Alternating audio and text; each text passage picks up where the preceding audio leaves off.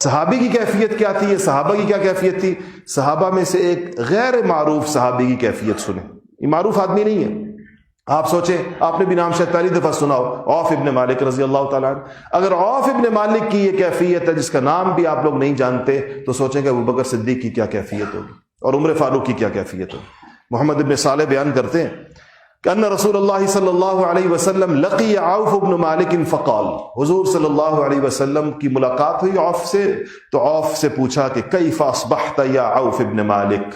صحابی خود سمجھ گئے حضور میرے ایمان کا پوچھ رہے ہیں کہ ایمان کا کیا حال ہے تمہارے.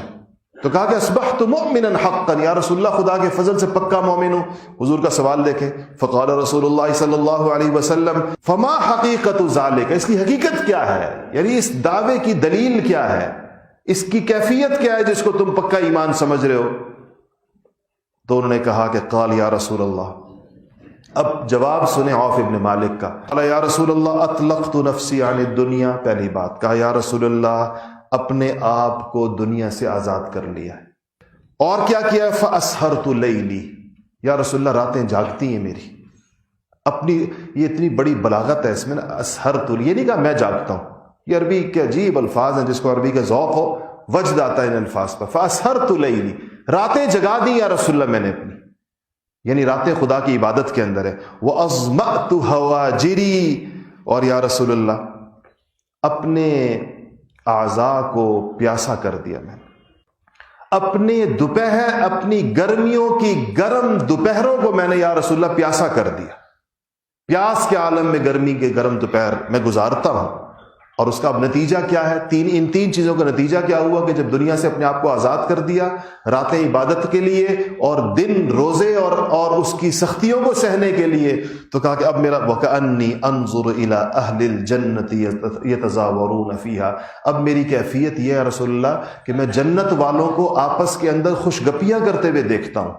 جنت والوں کو ایک دوسرے سے ملتے جلتے، ہنستے بستے، جنت کی نعمتوں سے لطف اندوز ہوتا ہوا دیکھتا ہوں، آنکھوں سے دنیا میں دیکھتا ہوں.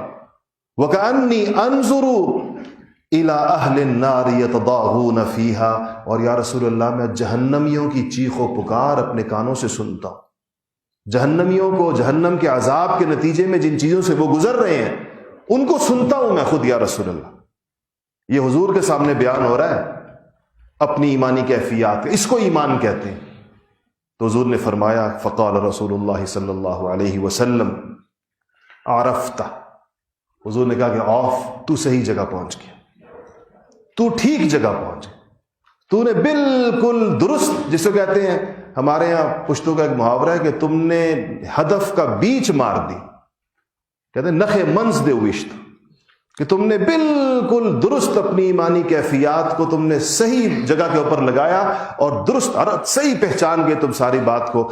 دوسری روایت کے اندر آتا ہے او لقنتا، کہ اللہ حضور کی عادت تھی صحابہ کو اس بات کی ایک دوسری، اس میں آتا ہے کہ لقنتا، کہ دوسری میں آتا ہے کہ خدا نے تمہیں صحیح تلقین کر دی گئی، تمہیں صحیح رستہ دکھا دیا گیا.